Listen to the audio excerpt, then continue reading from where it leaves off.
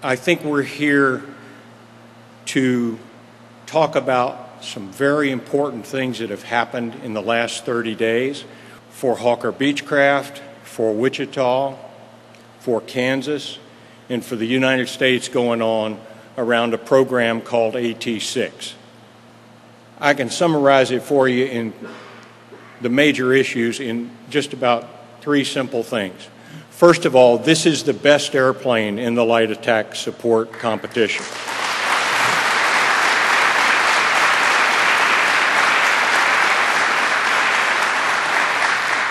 Second of all, this program represents 1,400 U.S. jobs in the aerospace manufacturing industry base of this country.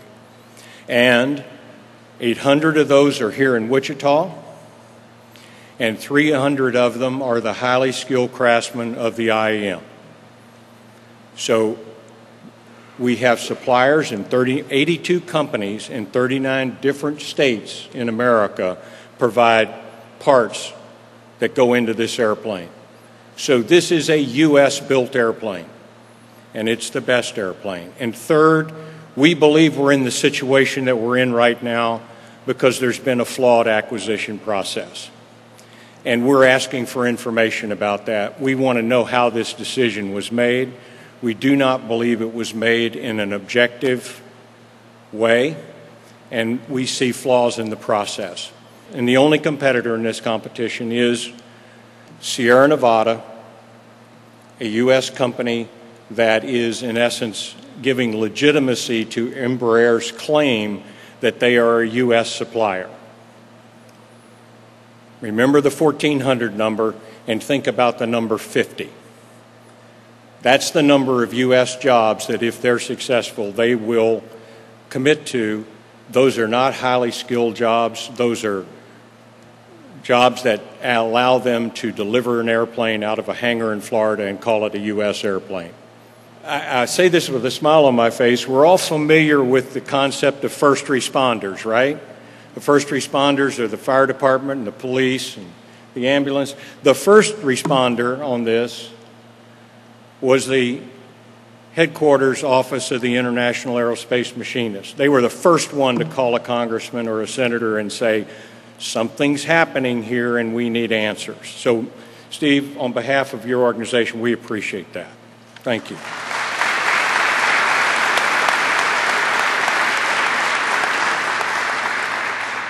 Now, back to the matters at hand. We've been excluded from a competition that we had been investing in for over 4 years, worked closely with the U.S. Air Force in developing the requirements for this airplane. We and our industrial partners have put at risk over $100 million of investment money without a contract to be in a position to compete and win in this kind of an environment. So that's kind of the background. And so we, as a result of our working closely with the Air Force, as a result of having participated in congressionally sponsored Air National Guard funded weapons demonstrations, this airplane has dropped every certified weapon in the NATO-U.S. inventory that it's capable of carrying, and it's dropped it with extreme accuracy. It's proven. But if you go back to its legacy, we began building that airplane, the T6, here in 1999. We delivered over 725 of them. The U.S. Armed Forces own roughly 500 of them. We've accumulated 1,000,008 flying hours on that airplane. There is nothing the U.S. Air Force doesn't know about that airframe. The taxpayers of America have invested in that program since 1997. It's been an investment in the T6 program. The logistics support system is completely set up and paid for. The maintenance training system is completely set up and paid for. The parts inventory distribution system is completely set up and paid for. Many of our allied nations have pilots that were trained in the T6. for whom the transition into the AT6 would be a much easier step than going into a second type of airplane. So there are a lot of things that tell us, from a concept and a reality point of view, we have the best program. The Embraer airplane is heavier and larger, but interestingly enough, has the same engine our airplane has. Now, even Orville and Wilbur knew that if you did that, the Embraer airplane, therefore, is slower, it's less maneuverable, it can carry less stuff and stay on station shorter period of time. That's the basics. That's the basics. So we've got an airplane that's faster, it's got longer range, it can stay on station longer, and it uses proven systems that the U.S. taxpayer has already paid for. The airplane creates jobs. No one needs to read the paper to understand the criticality of jobs in Wichita, in Kansas, and in America, and particularly manufacturing jobs.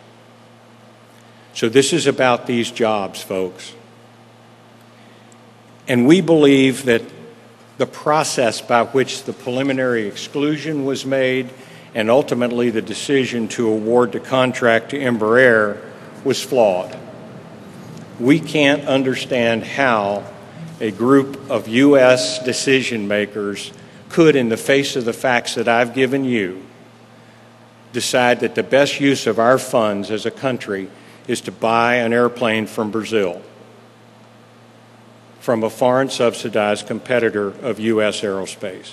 Good morning, everyone. I felt it was incredibly important for me to be here today to share with you my observations about the procurement process related to this amazing aircraft that sits behind me and the amazing workers that occupy the buildings in which we stand today.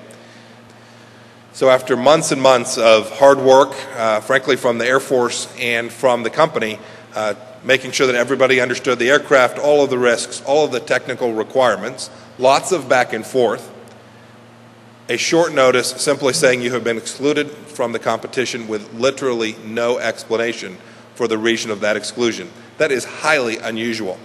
It is even more unusual in a competition where there are only two competitors, that both competitors are large companies, very capable of complying with all of the requirements associated with federal contracting.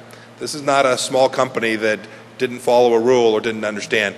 This was a long competition, well-vetted bids and processes from two very sophisticated businesses competing for an aircraft. And yet Hawker Beechcraft is told you are not only not going to be awarded the aircraft, but you're not going to be a competitor. You're going to be excluded from the bid competition. So from that day forward, the Air Force essentially went forward with what is the equivalent of a sole source contracting operation. There was only one eligible competitor for the Air Force to award the contract to. A very odd setting, and doubly odd in the fact that they would not afford an explanation. In my role, my constitutional role as a congressman, I have a duty to make sure that the taxpayer gets good value for its dollars spent. And so there is this obligation that the government has to explain to companies and people who are citizens and companies working here in America why it is they make their decisions. And yet to date, in spite of 4 letters that I have sent to the Air Force, in spite of a conversation with a senior Air Force official and repeated attempts to speak with the Secretary of the Air Force to get an explanation, we've been afforded none. And that's what I am here today to do. I'm here one more time to ask the Air Force, simply sit down with our federal delegation, sit down with Hawker Beechcraft, and articulate the reasons that they were excluded from this competition. This is too important. It's too important to our warfighters. It's too important to our manufacturing base in America. It's too important to our community, and it is way too important for taxpayers to not get an answer. The Air Force's response has been pretty consistent. They continue to assert that they conducted a fair, transparent, and open process. I can't comment on fair yet, because on transparent and open, we've had nothing. We need the transparency. We need the open. When we receive that explanation, it may be the case that there is a valid reason, that there's a good explanation. We need to hear that. In the absence of an explanation, and in light of the fact that we know we have got the aircraft that is the aircraft that will best serve the needs of the United States Air Force. One is left, as Mr. Boisture said, only to make conjecture and assert theories that we hope cannot possibly be the case in the United States. So please, just offer us an explanation. Tell us why it is you excluded us. We'll evaluate your response and we'll move forward. But this is too important to do behind closed doors, to do at the end of a year when folks are focused on very, very different things, and to exclude the American competitor from this competition. Thank you.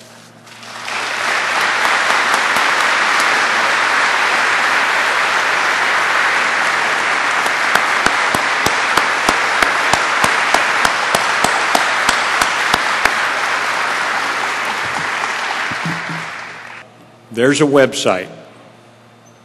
It's called Mission Ready, AT6.com. Mission Ready, AT6.com.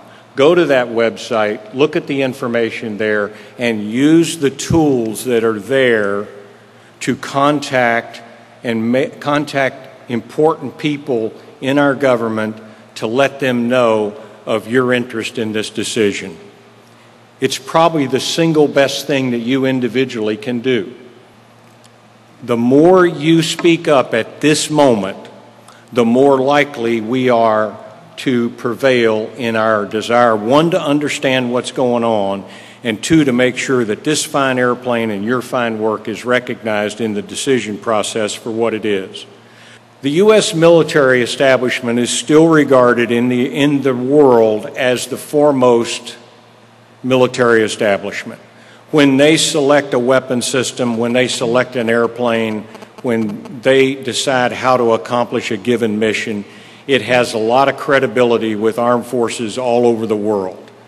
And so it's important as an endorsement, if you will, or a reference to other nations that know our acquisition system, know its objectivity in most cases, know that it has produced good decisions repeatedly about weapon systems, and they let us do a lot of the work, and then that's a reference for them. So it's extremely important in that regard.